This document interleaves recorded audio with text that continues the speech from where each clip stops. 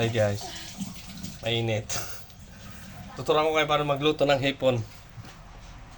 May butter? Wala. Sabi mo may butter sa rep. May Ito guys. Tignan natin yung butter sa rep.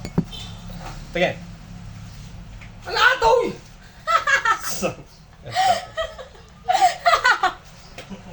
Tara dito guys. Ang ganyan.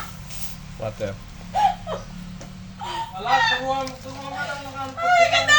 Ito yung tinatawag na lutong ano guys, parang buttered shrimp.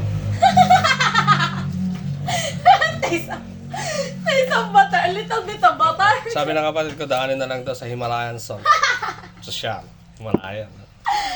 Okay, talapera yun. Kaya talapera yung mga nasa.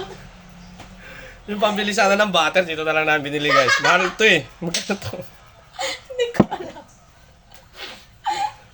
Ikaw kagawa ng butter na nasa dito. Alan! Guys, butter. Pag magluluto ng butter shrimp guys, ang kailangan natin syempre shrimp, butter.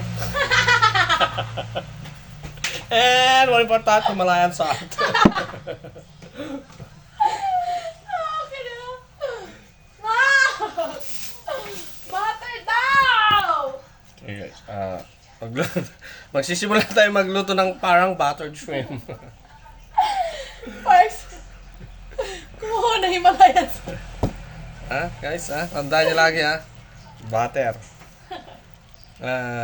Yan kasi hindi to sponsored to ng hindi ko pwedeng sabihin, hindi to sponsored ng dairy cream. Ay, baka naman.